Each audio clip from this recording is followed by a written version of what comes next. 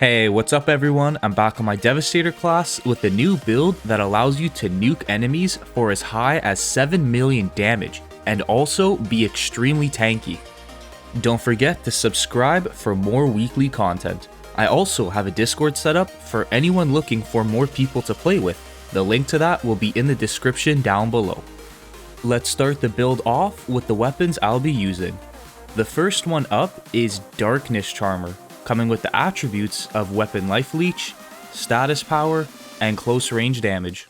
We aren't able to get our main desired attribute, Skill Life Leech, that helps keep us alive during combat, but I didn't pick this weapon for its attributes. The part this weapon makes up for it is with its tier 3 mod that comes with it, Grand Opening. After reloading, the first shot fired from this weapon creates an explosion on impact. Since this is a shotgun, that one shot fired can hit multiple enemies, activating this mod on everyone hit by it, doing around 260,000 damage on each enemy hit by this. When it strikes multiple enemies at once, the explosive damage can bounce off each enemy, dealing anywhere between 2 to 5 times the amount of damage. On top of that, it just relies on how fast you can reload your weapon before the mod is ready to be activated again.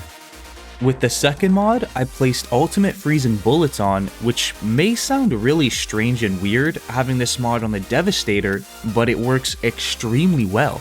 When I explain how to use everything all together at the end, it'll make a whole lot more sense. Going to our second weapon, that being the Anemoy, with the same situation again, not getting any of the desired attributes, except for healing received, which isn't too bad. The mod that comes with it is Moaning Winds, which is what we are going to use to nuke strong enemies and take out chunks of health from bosses in an instant. Then the second mod is Ultimate Freezing Bullets, the exact same thing that we have on the Darkness Charmer. That's everything for the weapons, since we're not going to be using a pistol because we have the Anemoy to deal with really strong enemies, and Darkness Charmer to take out groups of weaker enemies. Let's move on to the armor, starting off with the headpiece. You can use whatever purple rarity with the desired attributes of max health, cooldown reduction, and skill life leech. We don't care to get anomaly power since we're going to use our skills for utility rather than damage output, and skill life leech also heals us from the damage our weapon mods deal. The first mod that came with the helmet is Bloody Crush. Enemies hit by the skill Gravity Leap will also have the bleed status effect placed on them, and the second mod being Tainted Blood, making enemies afflicted with bleed take an additional 25% increased damage. Moving on to the chest piece, I went with the Marshal's armor having the attributes of anomaly power, cooldown reduction, and skill life leech.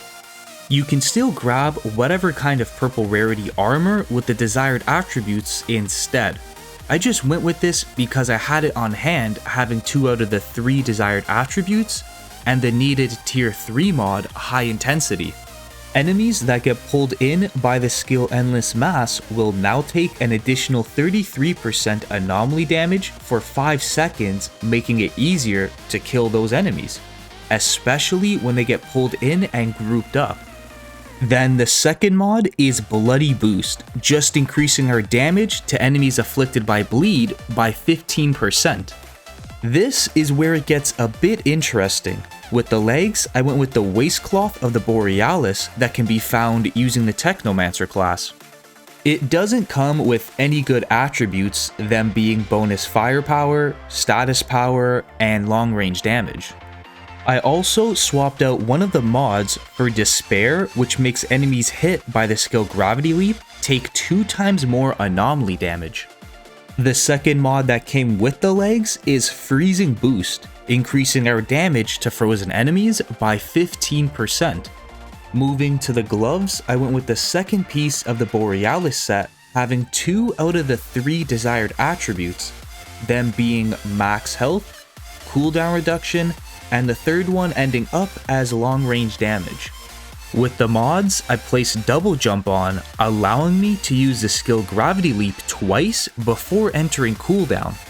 Having this paired with the mods Despair and Bloody Crush, enemies will take a lot more damage after being hit by the skill Gravity Leap. For the second mod that came with the gloves is Shatter, making frozen enemies take an additional 25% increased damage. Going to the last piece of armor, that being the Boots of the Borealis, to get the set active bonus of making frozen enemies take an additional 90% increased damage.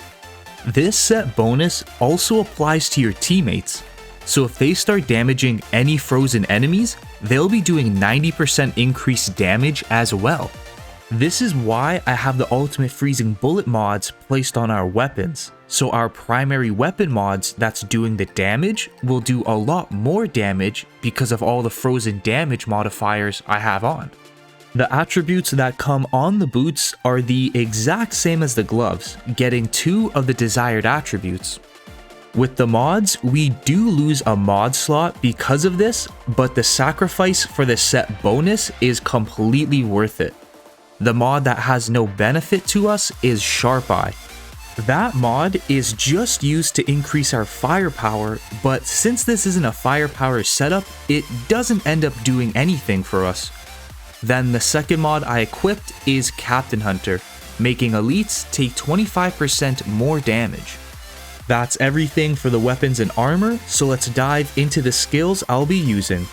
Also, after I explain the skills, I'll go over how to use this build to its fullest potential to get the maximum amount of damage with it. The first skill up is Gravity Leap, giving me tons of mobility to move around on the battlefield to get up close to any enemy in an instance. On top of that, it makes enemies take increased anomaly damage and also applies the bleed status effect to let me do even more damage as well. The second skill is Endless Mass, being used to group up enemies.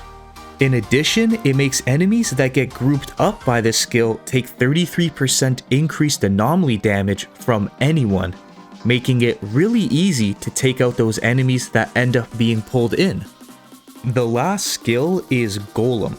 The only reason I went with this is just for some extra protection and the fact that there isn't any other skill that would benefit us as much.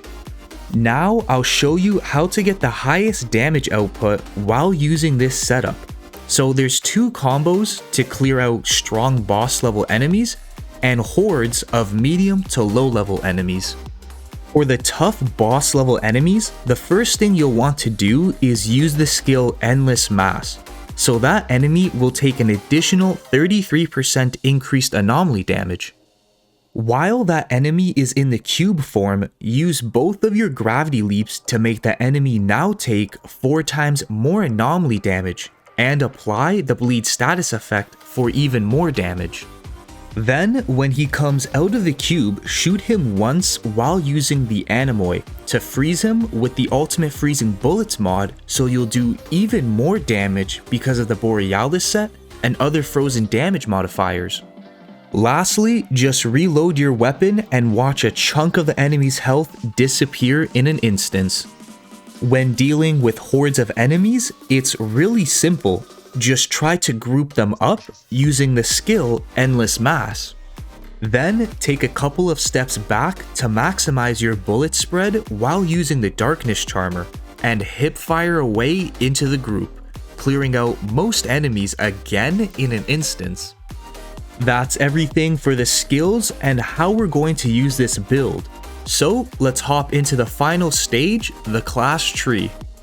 My main focus in the class tree was grabbing nodes that would increase my damage to enemies afflicted by bleed, increase cooldown on the skills Gravity Leap and Endless Mass, increased armor, health, and resistance, and finally some skill Life Leech to keep me alive, and a little bit of anomaly power so my skills can do a bit of damage. That's everything for today's video. I'd like to give a big thanks to the members of my channel for supporting me on my videos and the future ones to come. If you think there's something I could change or add in this build to make it better, let me know in the comment section down below. Thanks for watching, and I'll see you all in the next one.